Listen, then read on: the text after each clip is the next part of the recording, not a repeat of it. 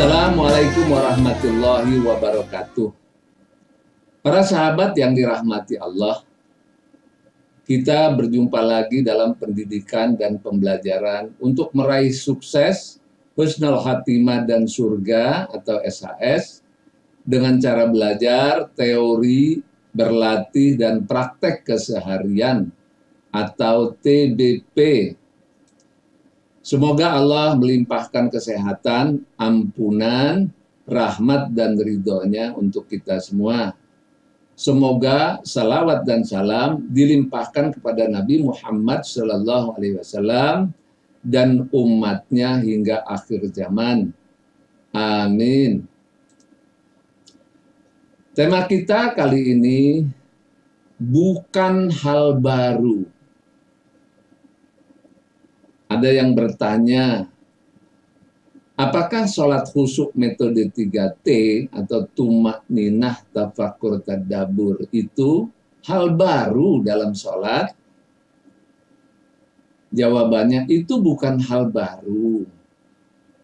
Tetapi itulah yang dilakukan oleh Rasulullah, para sahabat, para ulama salihin. Beliau melaksanakan salat dengan khusyuk. Salatnya tumak ninah artinya tenang, tafakur artinya paham yang dibaca, tadabbur artinya menghayati yang dibaca. Saya hanya merumuskan istilah metode 3T, sebuah istilah yang biasa digunakan secara ilmiah agar masyarakat lebih mudah memahami. Sumber dalilnya pun jelas dari Al-Quran dan hadis. Contohnya adalah tumak ninah. Tumak ninah itu artinya tenang. Apanya yang tenang? Tenang pikirannya, tenang jiwanya, tenang bacaannya, tenang juga gerakannya. Ya, hadis ini diriwayatkan oleh Bukhari dan Muslim. Bunyinya, beliau pun bersabda, jika kamu berdiri untuk sholat, maka bertakbirlah. Lalu, bacalah ayat yang mudah dari Al-Quran. Kemudian rukuklah hingga benar-benar tumak ninah atau tenang dalam ruku itu. Lalu bangkitlah dari ruku hingga kamu tegak berdiri lurus. Kemudian sujudlah sampai engkau tumak ninah dalam sujud. Lalu angkatlah kepalamu dan duduk hingga tumak ninah, tenang, dalam keadaan dudukmu. Kemudian lakukanlah semua itu di seluruh salatmu. Hadis riwayat Bukhari dan Muslim. Nah, kata tumak ninah atau tenang ini di dalam Al-Quran ada di dalam surat Ar-Ra'd, surat 13 ayat 28.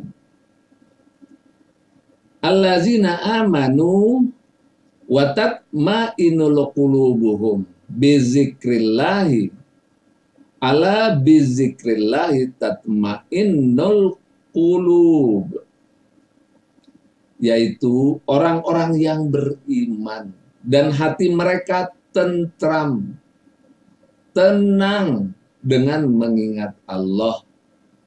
Ingatlah, hanya dengan mengingati Allah hati menjadi tentram, tenang. Nah, ini tadi di dalam surat Ar-Ra'd surat 13 ayat 28. Dan memang pada saat kita sholat itu kita sedang mengingat Allah. Maka dampak daripada mengingat Allah itu hati menjadi tentram. Karena itulah dia pada saat kita sholat, hati harus tentram, pikiran harus tentram, jiwa harus tentram.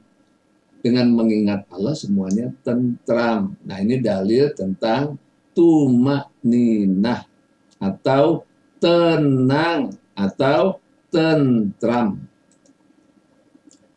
Nah, kemudian kita lihat lagi dalil tentang tafakur. Tafakur itu apa? Paham yang dibaca, memahami, menggunakan akal fikir. Arti maksudnya paham. Nah, ini kita lihat di dalam surat Al-Baqarah, surat 2, ayat 219. Nah, saya bacakan saja artinya. Demikianlah Allah menerangkan ayat-ayatnya kepadamu, supaya kamu berpikir. Maksudnya, memahami. Nah, yang dibaca dalam sholat kan ayat Quran. Supaya kamu memahami, kamu berpikir, maksudnya tafakur. La'allakum tatafakkarun. Nah, itu di dalam surat 2 ayat 219. Nah, kemudian di dalam surat 2 Al-Baqarah ayat 266. Itu juga perintah Allah. Demikianlah Allah menerangkan ayat-ayatnya kepadamu supaya kamu memikirkannya atau memahami. Surat Al-Baqarah surat 2 ayat 266. Juga kalimatnya sama. La'allakum tatafakkarun. Nah, kemudian kita lihat lagi di dalam surat An-Nahl ayat 44. Agar kamu menerangkan kepada umat manusia apa yang telah diturunkan kepada mereka, supaya kamu memikirkan, kamu memahami. Ini An-Nahl ya, ayat 44 juga sama. La'allakum tatafakkarun. Nah, begitu juga di dalam surat Ar-Rum surat 30 ayat 21 juga sama. Sesungguhnya pada yang demikian itu benar-benar terdapat tanda-tanda bagi kaum yang berpikir atau memahami. Nah, ini perintah Allah seperti ini. Liqaumi yattafakkarun. Jelas sekali tafakur adalah perintah Allah. Nah, kemudian tadabbur artinya menghayati, merenungi, atau menjiwai yang dibaca. Nah, ini di dalam surat Muhammad, surat 47, ayat 24. Maka apakah mereka tidak menghayati, merenungi, atau tadabbur Al-Quran? Nah, atau hati mereka terkunci? Nah, ini juga jelas sekali, afala yatadabbarunal Qur'an. Jelas sekali itu. Itu tadabbur bahasa kita, bahasa Arabnya itu. Nah, kemudian di dalam surat An-Nisa ayat 82 juga seperti itu. Maka apakah mereka tidak menghayati, merenungi, atau tadabbur Quran? Ya afala yatadabbarunal Qur'an. Nah, ini sama begitu. Nah, ini ayat-ayatnya yang dipakai dalam metode 3T, tumakninah, tafakur, dan tadabbur. Jadi, metode 3T itu bukan hal baru. Sekali lagi saya katakan, bukan hal baru. Dalilnya pun jelas. Nah, bagaimana penerapan metode 3T ini? Ternyata memang Rasulullah itu sholatnya itu lama. Lama Rasulullah sholatnya itu lama begitu. Dan tenang sekali melaksanakan sholat itu. Nah, karena itu ada di dalam hadis, ya hadis Bukhari, hadis Muslim, bahkan muttafaq alaih. Nah, ini kita bacakan sedikit. Aisyah berkata Rasulullah SAW ketika melaksanakan salat, maka beliau berdiri hingga dua kakinya bengkak. Itu tandanya lama begitu salat itu. Aisyah bertanya, Wahai Rasulullah, apa yang kau perbuat? Sedangkan dosamu yang telah lalu dan yang akan datang telah diampuni. Beliau menjawab, wahai Aisyah, bukankah seharusnya aku menjadi hamba yang banyak bersyukur? Nah ini tandanya memang lama sholatnya itu Rasulullah sampai kakinya bengkak.